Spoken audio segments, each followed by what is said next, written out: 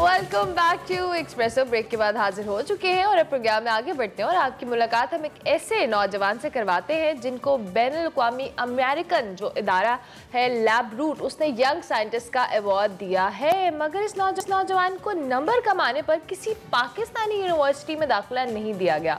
Numbers कमाने की वजूहात क्या थी और यंग साइंटिस्ट का अवार्ड किस बुनियाद पर मिला, हमारे साथ हमारे मेहमान मौजूद। बिल्कुल, उमैर से हम बात कर लेते हैं। और ये बड़ी दिलचस्प सूरत हाल है कि पाकिस्तान मिशन नहीं मिला और अमेरिका से अवार्ड मिल गया, वो भी यंग साइंटिस्ट का। Umair Masood, welcome to Expresso. क्या हाल है आपके? ठीक ठाक हैं आप? ठीक ठाक, शुक्र अल्लाह का। आप सुनाएं। बहुत शुक्रिया, आप ज्वाइन किया आपने हमें। सबसे पहले तो हमें इस जर्नी, इस सफर के बारे में बताओ। ऐसा क्या हुआ कि नंबर बहुत कम आ गए, दाखिला नहीं मिला और फिर अमेरिका से अवार्ड कैसे मिल गया? पूरा सफर क्या था? जी, पूरा सफर कुछ यूँ था कि जब हमारे उस्ताद हैं जो स्कूल के, यूनिवर्सिटीज वगैरह के उधर के, वो क्लास में ना मतलब के पढ़ा रहे होते थे तो मेरा ध्यान उनकी तरफ बिल्कुल नहीं होता था, क्योंकि मेरा जो सारा ध्यान था वो अपनी रिसर्च की तरफ था। और दूसरा जो बिल्कुल एग्जामिनेशन का जो सिलसिला वगैरह चल रहा है वो तो आपको पता है रट्टा बेस पे था, और रट्टा मुझे बिल्कुल पसंद नहीं था। जब मैंने अच्छा रट्टा नहीं मारा तो मेरे एग्जाम में अच्छा मार्क्स नहीं आए। जब अच्छे मार्क्स नहीं आए तो पाकिस्तान भर की यूनिवर्सिटियों ने रिजेक्ट कर दिया। तो फिर ठीक है जी उमैर बोले जी, फिर उसी दौरान जो है ना मैंने ऑनलाइन कोर्सेज करना स्टार्ट किया, हार्वर्ड से, ऑक्सफोर्ड से, स्टैनफोर्ड से, नेशनल इंस्टीट्यूट ऑफ हेल्थ से। तो करते यूँ हुआ कि मेरे अंदर जो है ना वो बायोलॉजी की दिलचस्पी पैदा हुई। फिर मैंने रिसर्च की। तकरीबन मेरे 3 साल लगे अपने 2 पेपर के रिजल्ट लाने में।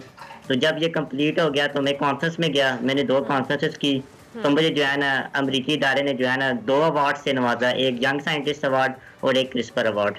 अच्छा उमैर, इन अवार्ड्स के हवाले से बताएं, आपकी रिसर्च बेसिकली क्या थी और ये अवार्ड किन बेसिस पे आपको दिया गया?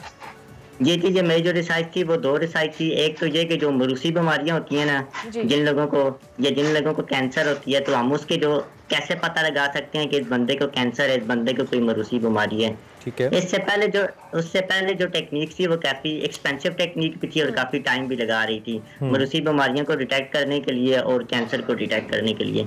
अब मैंने ऐसी चिप इंट्रोड्यूस करा दी जो आपको 20 मिनट के अंदर जो है ना ये बता सकती है कि इस बंदे को कैंसर है या नहीं है, इसको जो है ना मरूसी बीमारी है या नहीं है कोई। ठीक है। अच्छा, वो चिप है पाकिस्तान में अवेलेबल होगी? अभी आप उसको तजर्बाती मराहल से गुजर रही है अभी? जी, अभी वो तजर्बाती मराहल से गुजर रही है। जब मतलब कि वो हो जाएगा, इसके ऊपर बाकायदा पेटेंट वगैरह हो जाएगी, उसके ऊपर बाकायदा तौर पे लाइसेंस नंबर जारी हो जाएगा, तो फिर इंशाल्लाह इसको आगे करेंगे। यार आपने तो कमाल कर दिया, ये तो बहुत ही जबरदस्त बात है। और दूसरा ये भी बताइए कि फिर जब अमेरिका में आपने अपनी इस रिसर्च को उनके सामने रखा तो क्या आप अकेले इस फील्ड के अंदर रिसर्च कर रहे थे या आपका मुकाबला भी था मुख्तलिफ स्टूडेंट्स के साथ? जी बिल्कुल, वहाँ पे 121 ममालिक के PhD डॉक्टर भी थे, साइंटिस्ट भी थे, स्कॉलर भी थे, अपनी फील्ड के पायनियर लोग भी थे। वहाँ पे सारे PhD थे, मैं तो BS लेवल का बंदा था वहाँ पे, एक सिंगल। अच्छा। वहाँ पे सारे बाकी PhDs थे। जबरदस्त। तो उमैर मुझे जानना है कि चूंकि आप बता रहे हो कि आप वो वाहिद थे और ऑब्वियसली आपने रिसर्च की और सारा कुछ ये प्रोसीजर से गुजरे, सो जब आपके नंबर्स कम थे, आप स्टडीज को उस तरह से, आप खुद कह रहे हो कि आपका इंटरेस्ट नहीं था, तो कैसे मैनेज किया इस रिसर्च को करना? बिकॉज ऑब्वियसली आपको नो हाउ या बेसिक्स आपको पता थी इन तमाम चीज़ों की, आपने सिर्फ ऑनलाइन कोर्सेज के थ्रू ही सीखा?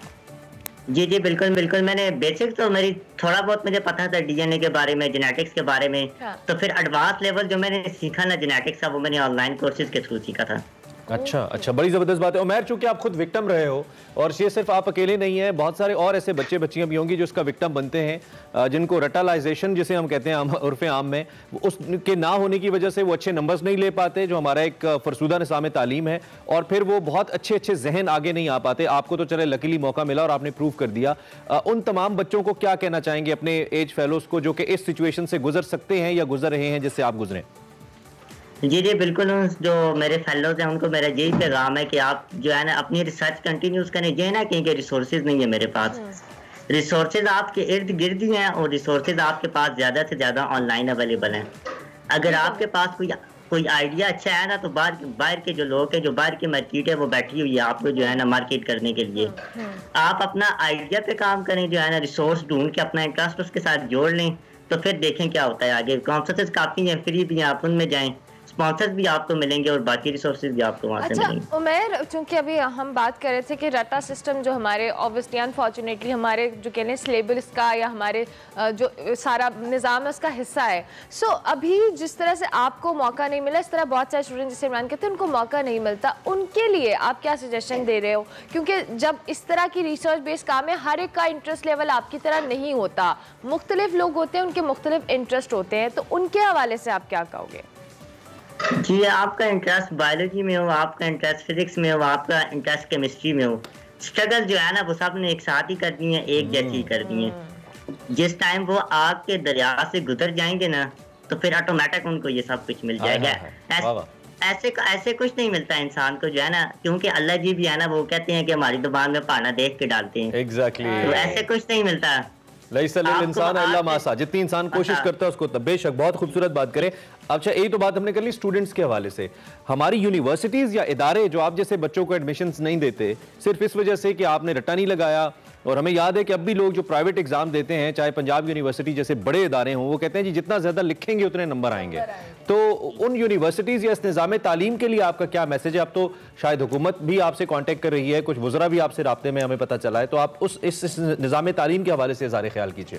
सर देखिए, मैंने अपनी आधी से ज्यादा जिंदगी लगा ली है जेनेटिक्स को पढ़ने सीखने में। मुझे कुछ इतना मतलब कि अभी एक्सपीरियंस नहीं है कि हम एजुकेशन सिस्टम को कैसे चेंज कर सकती हैं, लेकिन फिर भी आता है एक सजेशन जो है, अगर हम जो है ना रट्टा के फॉर एग्जांपल हमारे पास में 100 नंबर है ना, तो उसी जो है ना हम डीएमसी में जो है ना वो क्रिएटिविटी के 200 नंबर रखते हैं, सारी की सारी बात यहीं खत्म हो जाएगी। क्रिएटिविटी को ज्यादा हम वैल्यू करें रादर देन जो लिखा हुआ है उसी को उस रट्टा लगाने में और आगे कॉन्सेप्ट्स और ये सारा कुछ। बिल्कुल। अगर आपने एक लाइन पे लिखी है ना, और इस लाइन में जो है ना, एक लाइन में जो है ना वो बहुत स्ट्रॉन्ग लाइन है, तो उसकी बहुत ज्यादा वैल्यू है। इसकी बनिस्बत हम छापते जाएं तो बेसिकली आपके कॉन्सेप्ट्स क्लियर होने चाहिए। रट्टा या एक लाइन लिखें या 12 लाइन लिखें, आपका एक चीज वाजे होनी चाहिए। अच्छा उमैर, अब आपके फ्यूचर प्लान्स क्या हैं? आपने किसको इस तरह इसको आगे लेके चलना है, किस तरह से, उस हवाले से भी हमें बताएं। जी, मेरे जो है ना वो 2 ही फ्यूचर प्लान है। जो मेरा पहला फ्यूचर प्लान है वो मैं इसी मिट्टी से उठाऊं तो इसी में मैंने दफन होना है। मेरी जितनी रिसर्चेज है ना, चाहे वो कैंसर पे है, जेनेटिक्स के ऊपर है या किसी और फील्ड के ऊपर है, जितनी रिसर्चेज है ना वो पाकिस्तान के लिए हैं। जबरदस्त। मैं जिस दिन मैं मिट्टी में दफन हो गया ना, उस दिन बस वो रिसर्चेज भी पाकिस्तान के साथ ही दफन होगी। इसमें ना किसी बाहर के यूरोप का टैग लगेगा ना किसी और का, बस मेरे ये प्लान है। नहीं, वो आगे रिसर्चेस बढ़ेंगी और soon we'll call you doctor Umair Masood. हमें लगता है ऐसे दो कि यू आर टू यंग, और हम जल्दी देखते हैं कि आप अभी उमैर कह रहे थे मैंने आधी से ज्यादा, मैंने कहा उमैर अभी तो यू आर टू यंग, अभी आपकी जिंदगी है कितनी लॉन्ग वे टू गो, और अभी आपने बहुत ज्यादा सर्व करना और अपने जैसे कई उमैर सामने लाने हैं, ताकि आपका मकसद कब सर्व होगा, अपनी बात के लिए तो हर कोई जीता। जी बोलिए।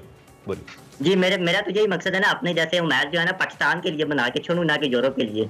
मेरा ये मकसद है, अपने जैसे उमैर पाकिस्तान के लिए हो, बाहर लोगों के लिए नहीं। ठीक है। इन दी एंड बहुत से उमैर आपकी मौजूदगी से फायदा उठाते हुए बहुत सारे स्टूडेंट्स ऐसे हैं जो बहुत पढ़ते हैं, जब पेपर आता है उसमें लिख नहीं पाते, आगे डिलीवर नहीं कर पाते, और जब उनको माँ बाप पूछते हैं या टीचर्स डांटते हैं तो वो कहते हैं कि सर मुझे समझ नहीं आता, मुझसे होता नहीं है। ये बिल्कुल वही स्टूडेंट्स होते हैं जिनको वो सब्जेक्ट्स अच्छे नहीं लगते, वो पढ़ने के बावजूद भी समझ नहीं पाते। उनके बारे में क्या कहेंगे आप? इसमें जो है ना 2 फैक्टर है ना, एक देखें कि जो बच्चे का इंटरेस्ट है वो नहीं है, ठीक है, और दूसरा फैक्टर ये है कि वो टीचर सही नहीं पढ़ा रहा ना, ठीक है, क्योंकि उसकी जो डिलीवरिंग कैपेसिटी है वो इतनी अच्छी नहीं है। मेरे खुद एफएससी तक ये प्रॉब्लम था कि मुझे आता तो सब था, लेकिन मुझे बोलना छोड़ना नहीं आता था, लिखना विखना कुछ नहीं आता था। तो मैंने जो है ना, आप इसके लिए जो है ना प्रैक्टिस होती है ना, फॉर एग्जाम्पल आपने अभी आपको ये चीज़ आ गई है, तो आप जो है ना वो चीज़ अपनी अम्मी को या अब्बू को समझाएं, ऐसे बंदे को समझाएं जो बिल्कुल मतलब के नालायक आदमी है, ठीक है। आप जब उसको समझाएंगे ना तो ऑटोमेटिक आपको खुद ही समझ आ जाएगी कि मैंने क्या पढ़ा है। ये इसकी टेक्निक है। क्या बात है, जबरदस्त। सारे देसी तरीके उमैर ने अपनाए और अमेरिकियों को इम्प्रेस कर दिया। उमैर क्या बात है, बहुत जबरदस्त। You are an amazing Pakistani and we are proud of you. Thank you very much, आपने हमें ज्वाइन किया और आप इंस्पिरेशन है, और रुकना नहीं है आपने आगे बढ़ना है। Very best of luck Umair, आप इसी तरह। Thank you ma'am. बहुत शुक्रिया, thank you very much. Umair मौजूद थे जी, और मुस्तकबिल के डॉक्टर उमैर मैं कहूँगा, अभी भी वैसे डॉक्टर हैं, वो सिर्फ डिग्री नहीं मिली उनको, जैसी वो बातें कर रहे हैं ऐसी चिप बना के बैठ गए हैं जो कि 20 मिनट में आपको बता देगी मोरूसी बीमारी के हवाले से और कैंसर के हवाले से कि आपको है या नहीं। और इनको 2 अवार्ड्स और इनमें से एक रूट लैब की तरफ से अवार्ड अमेरिका की तरफ से मिल चुका है। जबरदस्त। चलें जी, उमैर जैसे ऐसे कई उमैर से हम आपकी मुलाकात करवाते रहेंगे। अभी हमें एक ब्रेक लेनी है, ब्रेक के बाद हाजिर होंगे। आप देखते रहिए एक्सप्रेसो।